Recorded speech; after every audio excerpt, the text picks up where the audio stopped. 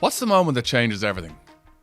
For Laura Jordan, it was one conversation that shifted her from primary school teacher to founder of Ireland's largest style consultancy.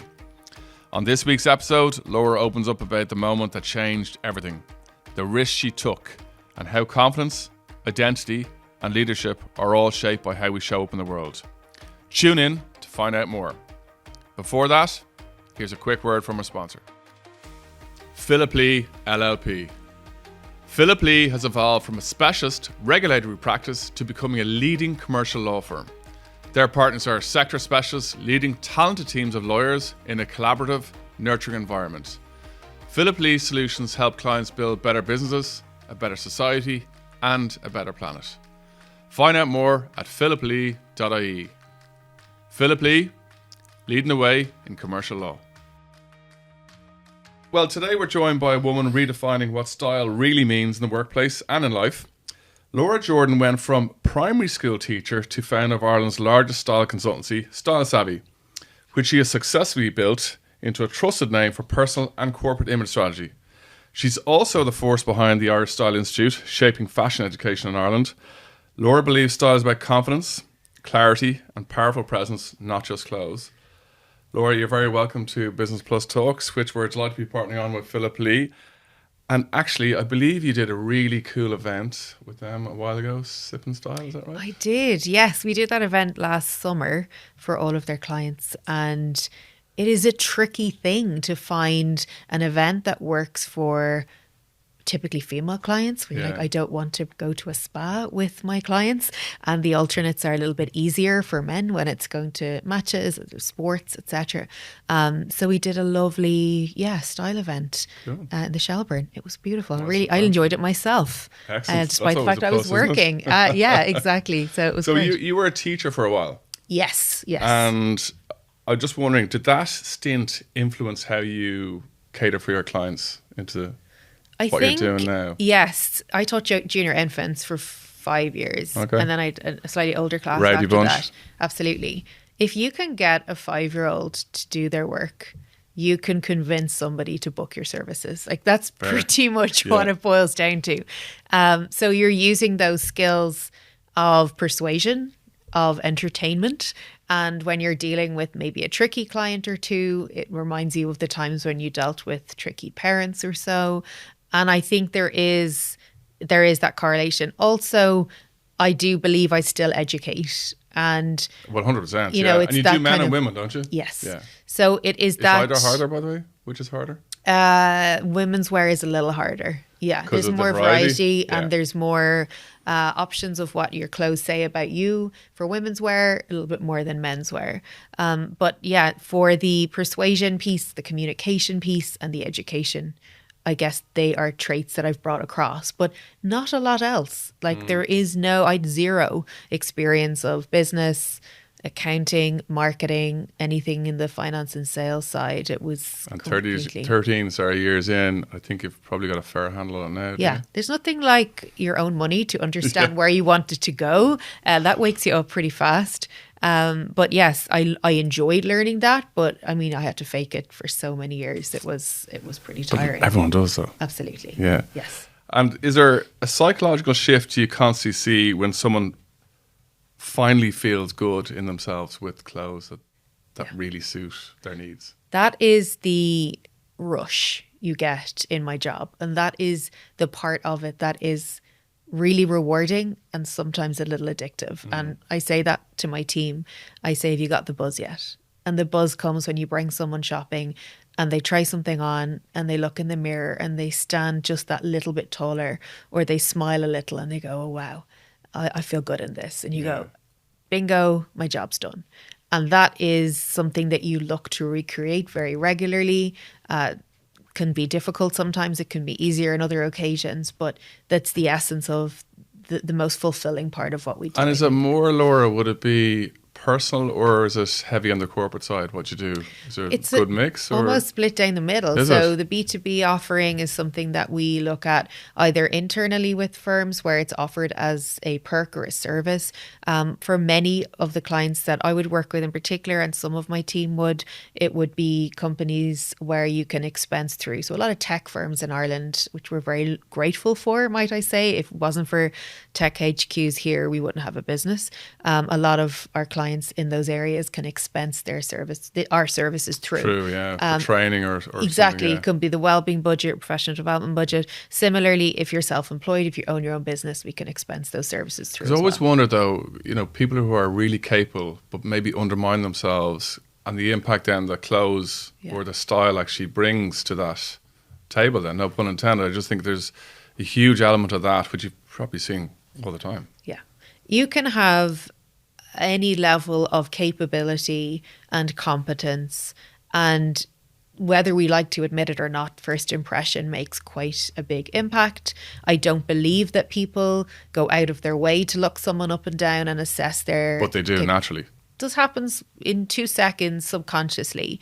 So if we can help that impact be more positive, but if we can also help a person's presence, persona, confidence, professionalism, and their own perceived competence be improved by how they present themselves, that's a win on both sides.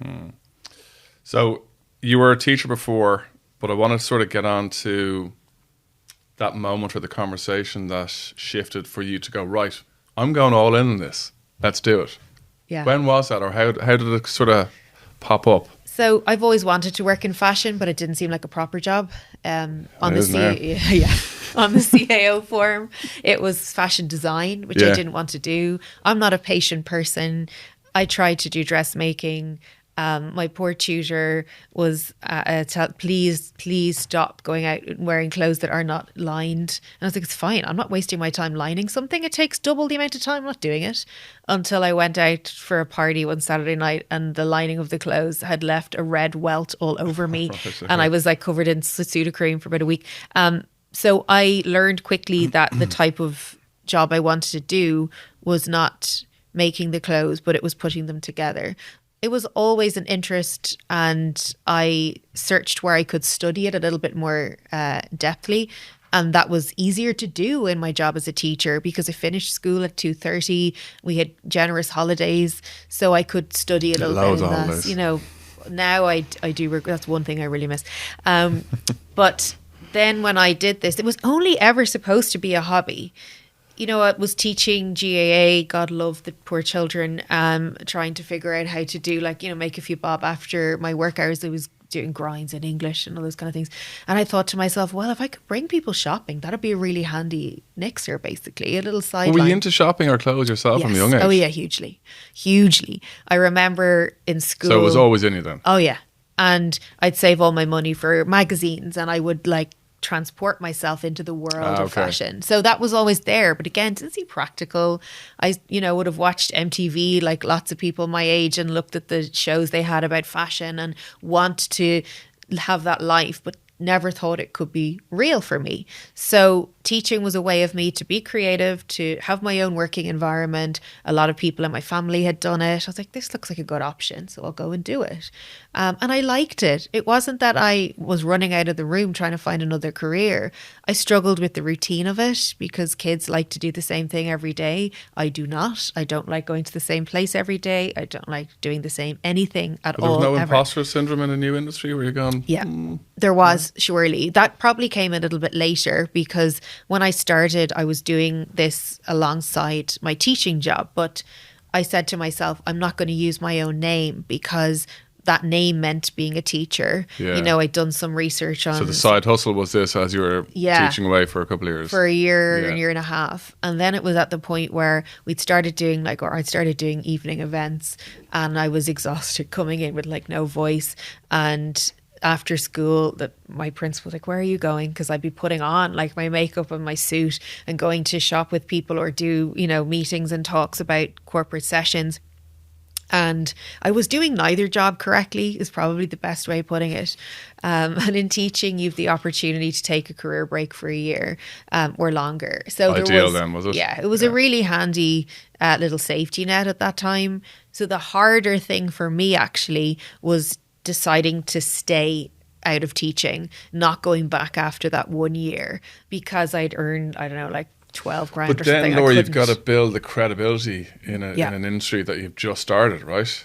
Which, That was tricky enough. So hard. That was the hardest thing, because you are a new kid on the block. People are thinking, and Ireland is tiny for the industry that we are working in. Like, who's this person suddenly doing A, B, C, X, Y, Z? I started working on Ireland AM quite quickly. I pretended that I knew what all the cameras did. I was like, yeah, of course.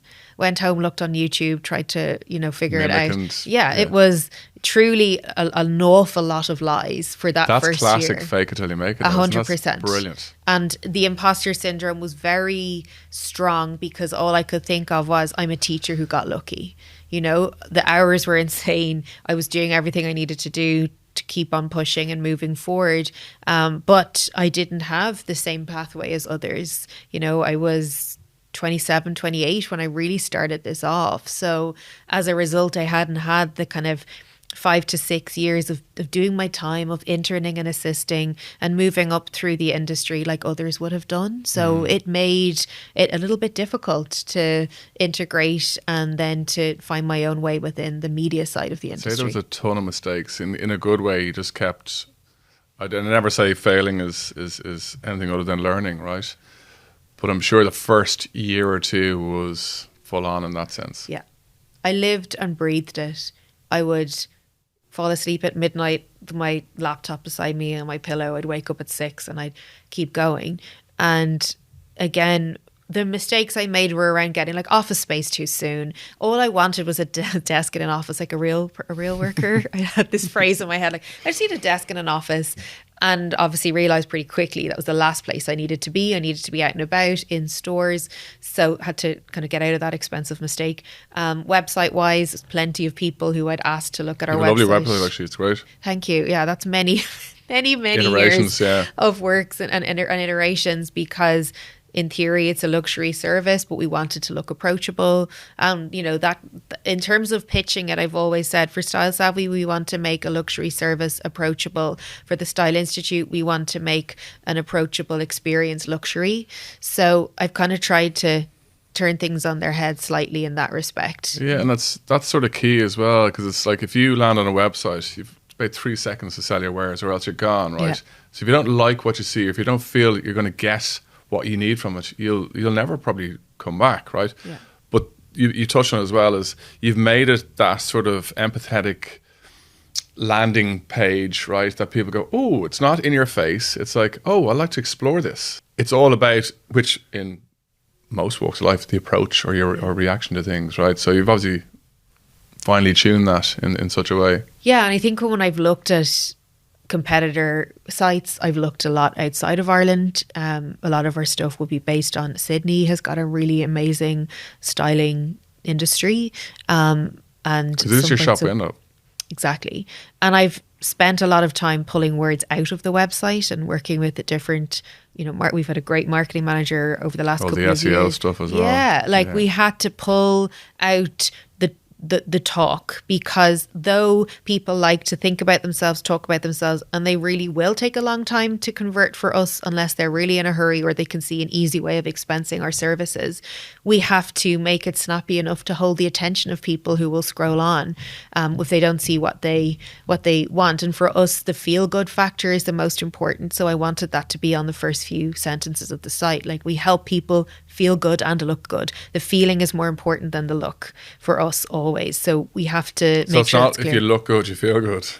I think you have to feel the effect of the clothes more than the clothes wearing you, because when the clothes wear you, you deal with that imposter piece again, which we have to overcome with clients in every walk of life, in every level of perceived success in business or in other areas of life. It's so interesting to see that. Yeah, I think I mentioned off air how little I like shopping. I think you touched on it, impatience being probably one of the key aspects there. Yes. But I will mention something, Laura. downstairs in Brown Thomas. I tried on a Tom Ford blazer. My God, did it fit well. Yeah. And then I looked at the price tag. But the feeling you had when you put it on is difficult to put a price on. Now, they have put a price on it, Yeah. and it's a high price.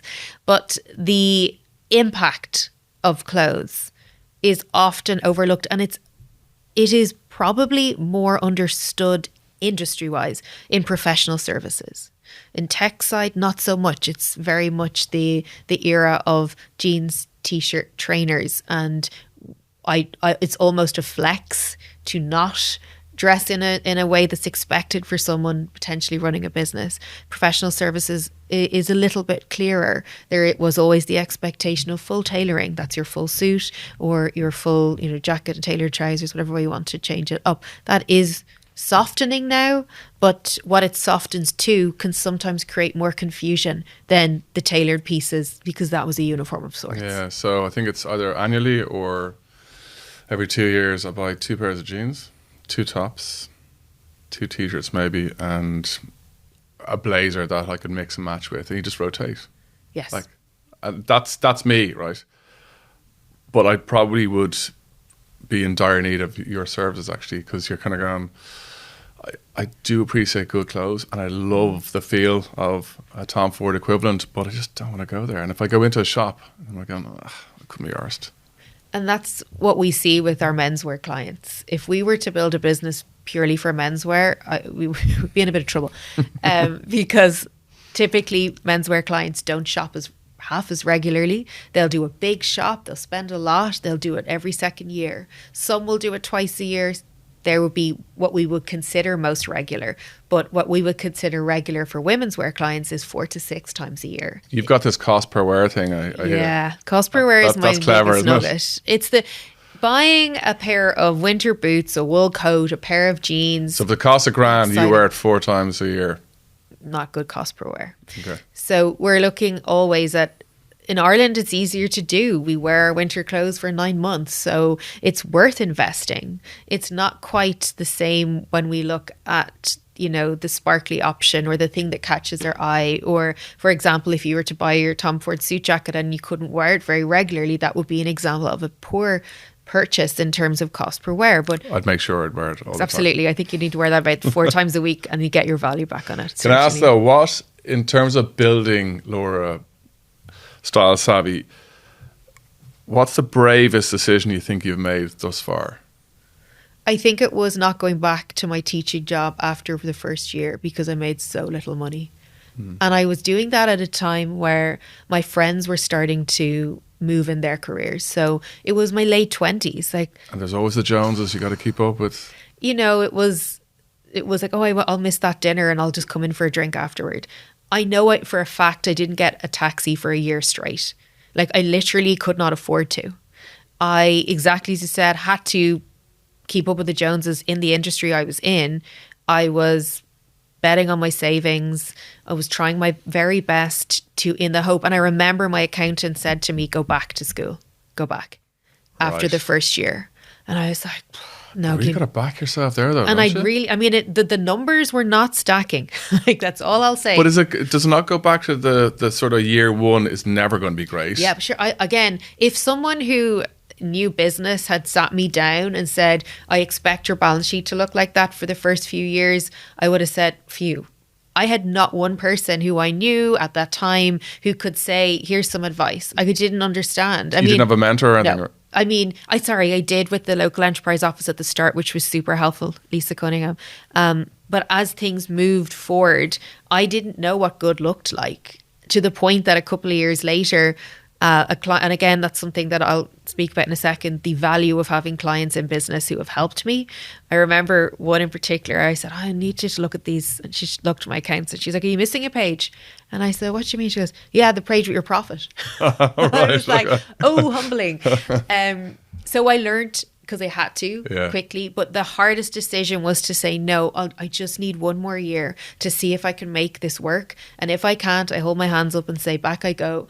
But within that, and even in that decision a year later, thank God things had turned around, but I left behind, a pension or mortgageability at that time. And I know, a lot of people in my life like, you're crazy. Just do it as a sideline. You can do a few shopping appointments. You can do a little bit of this, that. But I felt like I could see the potential in this, that in fairness, it wasn't very commonly seen. But isn't that always the way there? I think where the founder does see and have that vision, but others don't, right? But it goes back to, I know I can do this. Yes, there's all of those elements between imposter syndrome kicking in, people going, get back to your school job. But if you see it, I won't go into the manifestation of things, but you can sort of believe it then. You're sort of going, well, I will do this. Yeah. And you then start to create this vision, but also you start creating an outlook and a team around you, or a pathway to success. And that seems to be the way you've gone about it too. Yeah. And I think for me, the things that have helped the most have been, number one, really enjoying the work. It's the huge factor. Yeah. It's the type of industry where every day, like this morning, I was doing a wardrobe edit. It's still very important to me that I do that.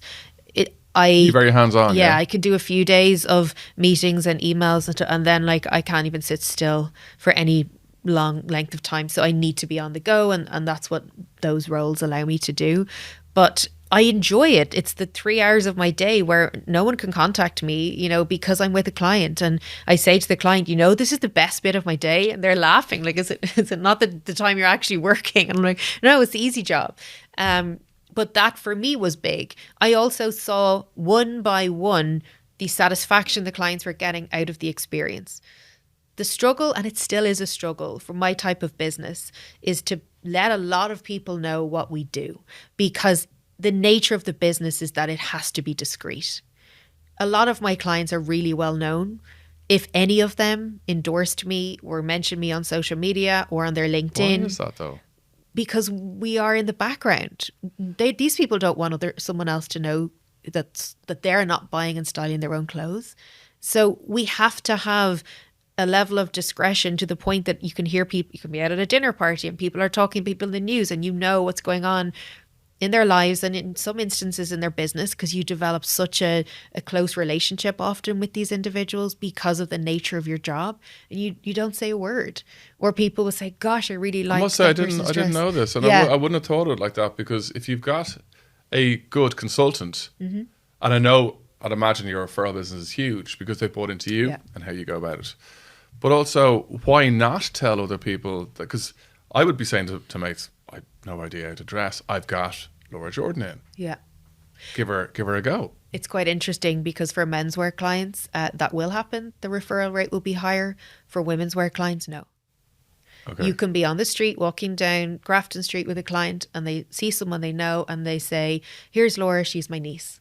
Or this is my friend. And I'm like, okay, the niece now, Grant, I'll shake your hand and off we go. A lot of people, not all, but a lot of clients don't want other people to know that they don't have the perceived ability to dress themselves well. They see it as a slight on their own skill or competency, which is so untrue from an objective perspective. But that has always been the difficulty in marketing the business, is that we trade on discretion, but we need to show people what we do. Yeah. So we have to, for want of a better word, fake appointments in our marketing.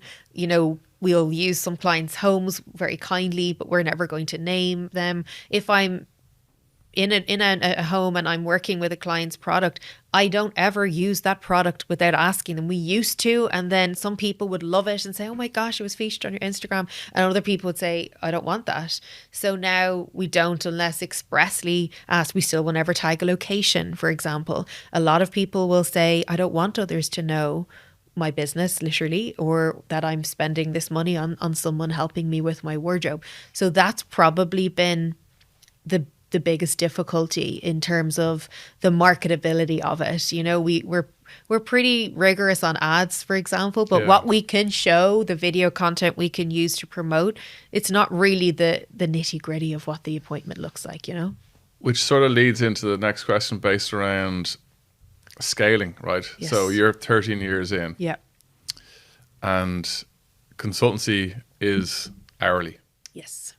So how tricky is that to then in turn scale the business?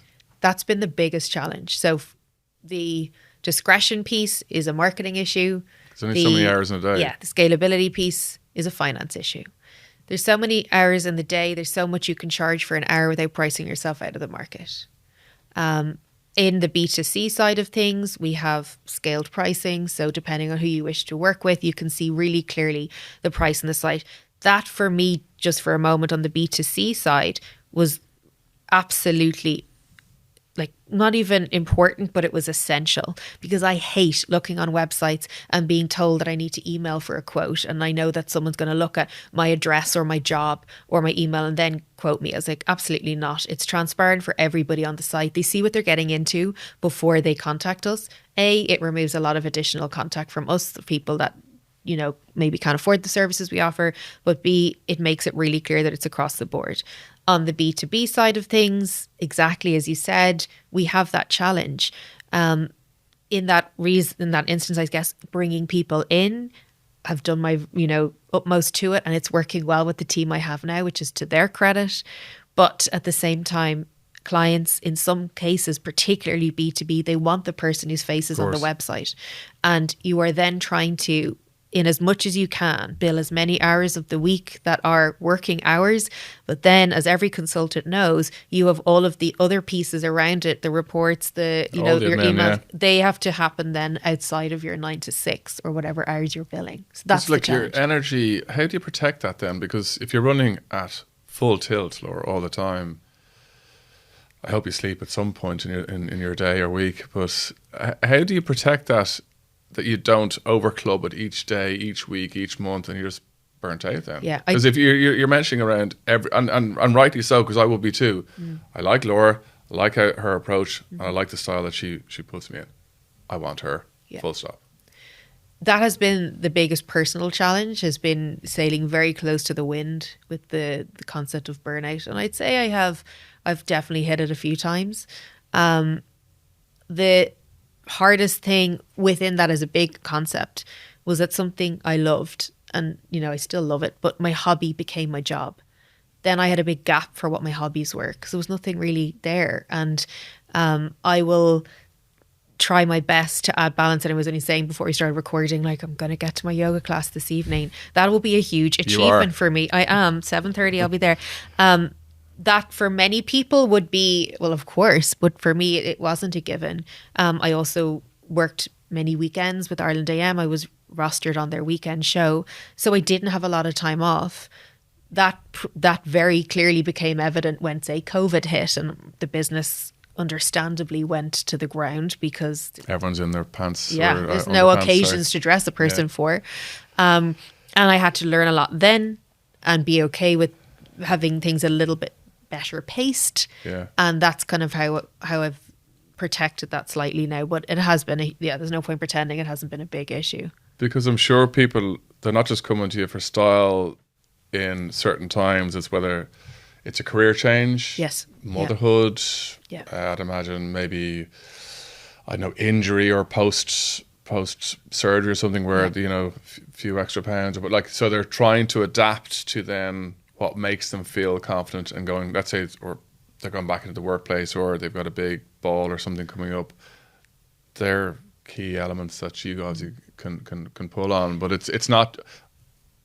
It's quite varied though, why people would come to you, right?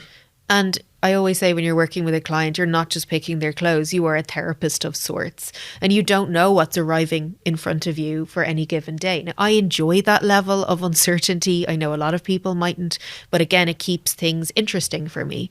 Our biggest cohort of client is women returning to work after mat leave.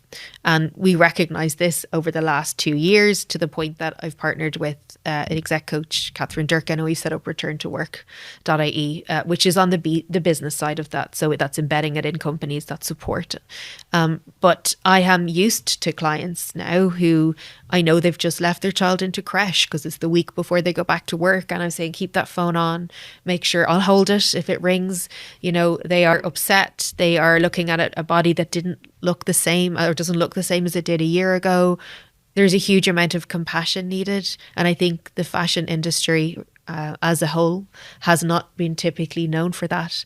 And that's the most important thing for me. And I say that to my team. You must make the client feel comfortable and safe before anything else can happen within the styling space. And if we delve into, Laura, the corporate world, what would like successful leaders understand about image that others don't?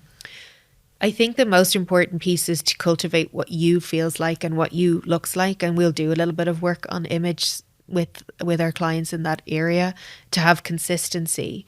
Consistency is the thing we all want, whether it be in, you know, fitness, in nutrition, in finance, in everything. Popped up a lot in this, all right. Yeah. If you want to show that you are a consistent individual, which again makes staff feel safe, you need consistency in what you wear in the same way as you have it in how you act and how you behave and decisions you make. Is that so, really? So if you were too brash or different, you might get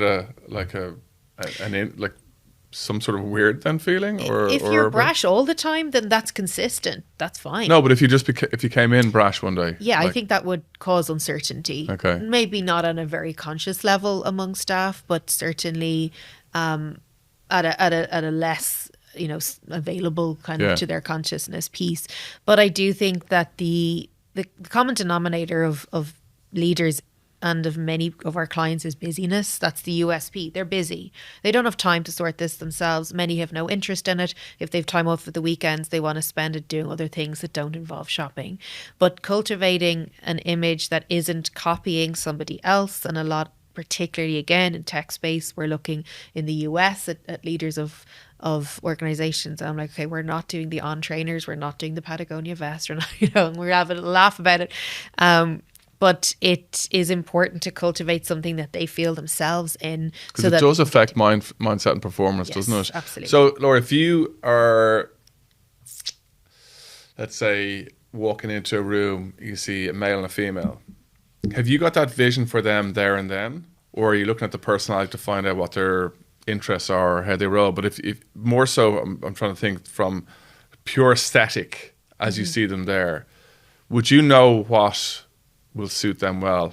Yeah, I know from looking at someone what colours and shapes will suit them. And that's hard to switch off. But that's not important in terms of the person. I have to understand what they feel good in. I have to understand what makes them tick. And the most important outcome for anyone I work with is that they feel happy and confident. That might mean that they choose to wear something that I personally wouldn't look for them. But the job of a good stylist is to make sure the client feels happy and confident. It's not to put my style on somebody else. I can advise them if they ask. These are the colours that work for you because of ABC, your skin tone, your eye colour, your hair colour. The shape that works for you is this because, and it's all quite logical or almost mathematical. But when it comes to the actual style of clothes, the combinations of fabrics and cuts and ideas, we have to be guided by what the client likes. Then you're in a situation, if you don't do that, where you have a client who's uncomfortable in the clothes they wear. The client once, and she was going to a summer party event, again, very senior in her business. And she said, I want a hot pink dress. And I was like, none of your wardrobe was that color. You wear pastels. Hot pink Yeah, dress. like bright pink, you know. Right. So I said, all right, I'll bring some pieces over. And for this client, we bring close to their home. And I bought a few things I thought were more typical and kept them in the boot, you know. So I went to them and I said, try it on. She goes, yeah, I'll definitely wear this if I could just have like one glass of champagne before I go. And I was like, no, we don't drink alcohol to wear clothes. And we joked about it and we chose something else. But that's what I mean. You must be comfortable in yourself. And a job of styling is to pull that out of you. And when we're working with individuals, particularly in professional services, they feel that, how am I going to be me within the constraints, for want of a better word, of the expected dress code within my profession? And our job is to make sure we can succeed in solving that problem for them. So with AI and all these digital tools coming down the tracks, what does that look like for you? Oh, we're keeping a very close eye. Any of the ones we've looked at, and we look at most of them, they are able to create outfits from individual pieces that are input by the user. Again, the USP of our clients is that they're too busy. They won't spend their time doing it. I was going to say, because I've had a few conversations over the last couple of weeks, and I think with the rise, Laura, of AI, I think the human rise comes quicker. Back to your point is the human touch and that personal feel versus a bot and an online aspect. Yeah. The human will always win. Yes, there's a bubble at the moment and it's growing and growing and growing. It'll level off to the point where the human will come back to... Yeah, and I feel for us, because it certainly helps, by the way, but it's just... Yeah, I mean, I'm looking, if we can use some of these tools ourselves to speed up our service and lower our prices, we'll do it. But nothing has come across my desk to date that I feel is as good as or better than our human eyes or my team's eyes. Like, we love getting messages from clients saying, oh, thank you so much, that was great. I got a message at like 3 a.m. last week from a client saying, just back from my birthday party, the dress was such a hit. I'm like, I love that you're thinking of messaging me at 3 a.m. After your party. But this is the human connection that we do create with our clients, is very hard to replicate.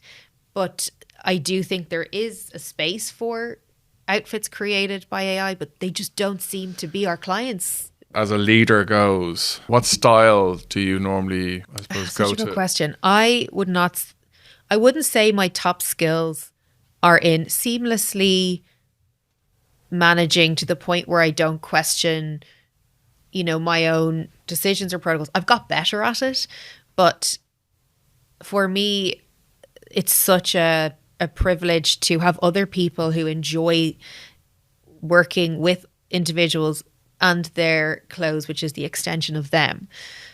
So I suppose for me, it's been a journey of learning that direct communication style is appreciated by my team members, because I would previously have probably used 10 words instead of 2. And as things have got busier, I've had to get more efficient. Brevity is key, yeah. Yes. And when I say that's good, I mean it's good. I'm not saying, oh, that's a really great, thank you so much. I'm not using that full sentence, but I mean it. And I say that to my team.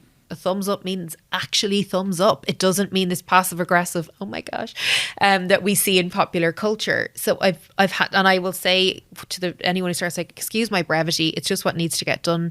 And then when we have, we had our Christmas party a few weeks ago, and I was like, okay, I can be more myself now because we've got time to be a little bit more fun and a little bit more conversational. Yeah, exactly. Yeah. And useful sentences, which is always always good, yeah. Help. Yeah. And has entrepreneur changed you much as a person, you think? Yeah, I think I've probably become a tougher person. I've had more life experience that I don't think I would have got in my previous role. I have really enjoyed being, I suppose, not the underdog, but being misunderstood or I don't. There's a word I'm thinking of, but like people under. The underdog is I think always the fighter, and I think Bobby mentioned it too, is, as I was saying about Amazon coming in around the drones, he goes, don't care. Like, I love being the underdog. I love being that fighter in the corner, because there's so much more innovation to be had there. And you're backing yourself again and again and again. And an awful lot of people will buy into the smaller shop window than they would the bigger beast. Yeah, I think for me, because I went from teaching to then working in the fashion industry, which is seen as a very fluffy, whimsical space to work in. And there's the unfortunate narrative of, oh, you're probably a shopaholic, or you probably, get paid and buy a really expensive bag, or, oh, you couldn't, oops, accidentally I spent this much money.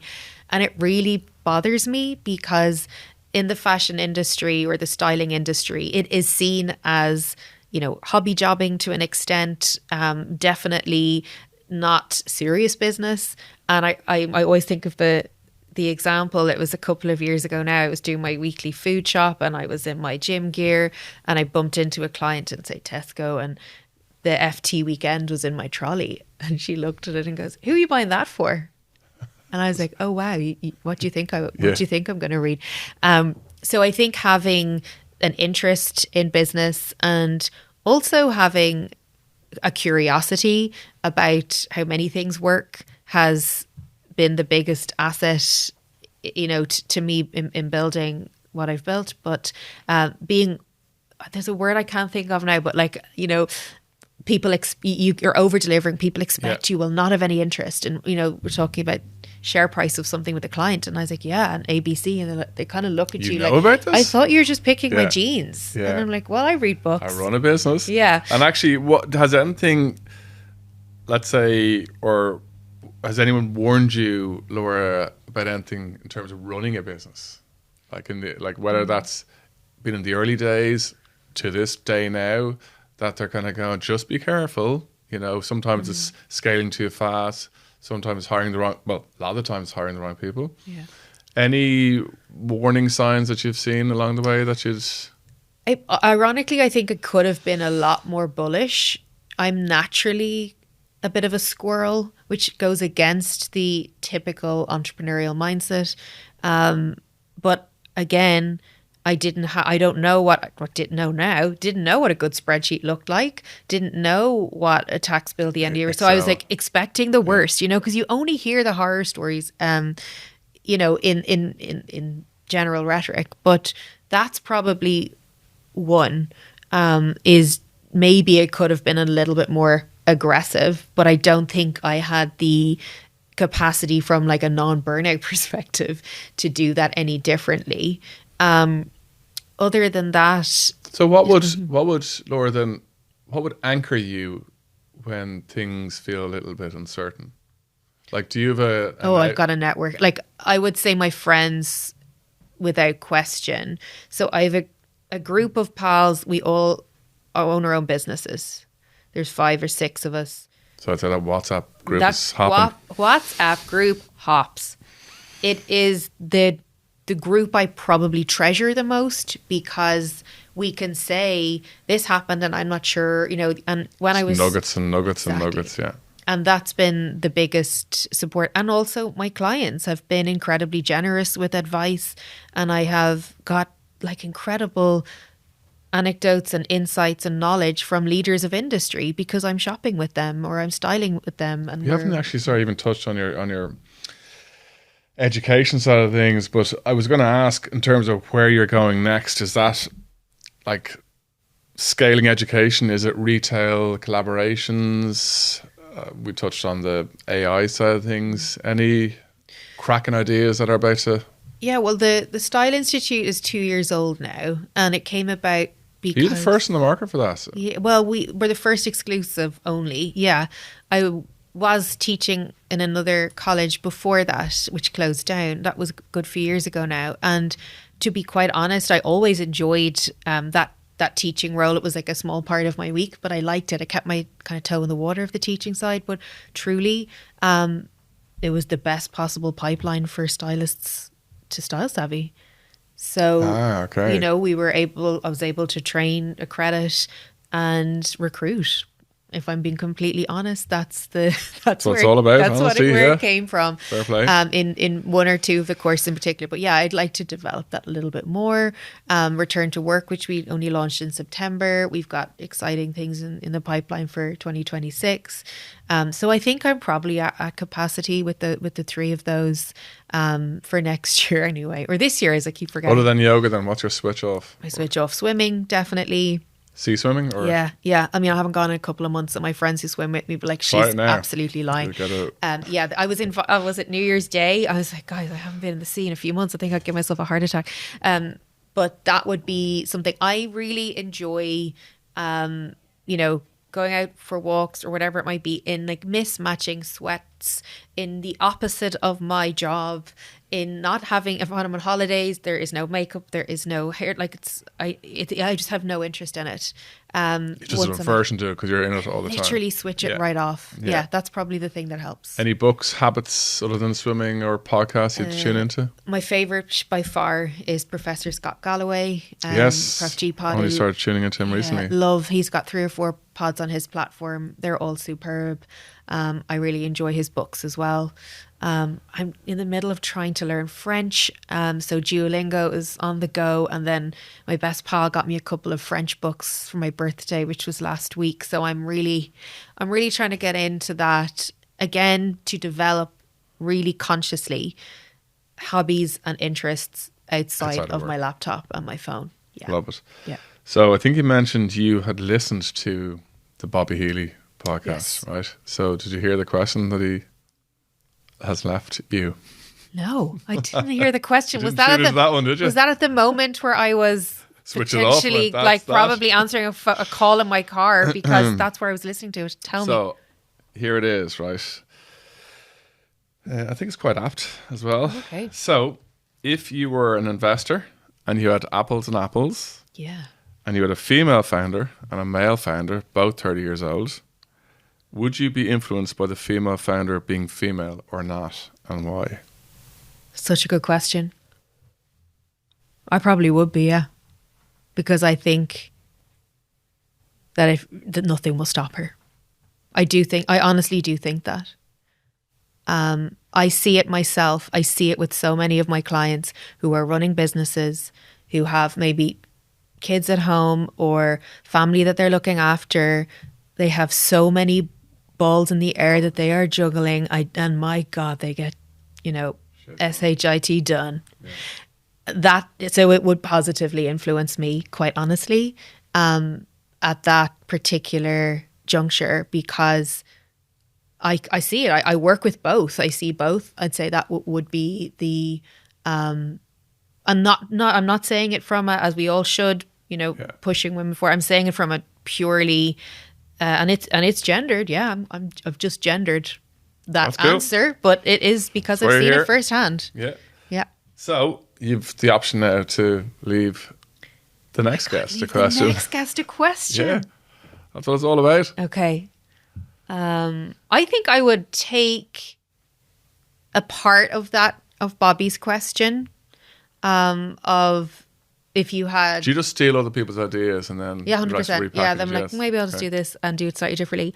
I'd be interested to see if, again, founder aside, but investor focused, where would you invest next? If someone said, look, here's in an industry. Yeah, and within that, maybe if it's within their industry, what specific new, whether it be technology opportunity, do they see as something that has legs? Because I think, as you said, AI has distracted the game plan slightly in terms of seeing the outcome of likely investing. So I'd be interested to see where and what the opportunities might be within your next guest's industry, or someone else that they're interested in. So, gotta say, Laura, you don't just dress people. I think you change how people walk into rooms effectively by the sounds of this chat. And what's fairly evident to me now is that style isn't about trends or labels. It's I think about how we show up in the world and how we communicate without actually even saying a word. So to any males or females in need of a fashion steer, go check out Laura. I think I may have to. So thanks again. Thank you, Dave. A quick word about our sponsors, Philip Lee LLP. Philip Lee has evolved from a specialist regulatory practice to become a leading commercial law firm. Their partners are sector specialists, leading talented teams of lawyers in a collaborative, nurturing environment. Philip Lee's solutions help clients build better businesses, a better society, and a better planet. Find out more at philiplee.ie. Philip Lee, leading the way in commercial law.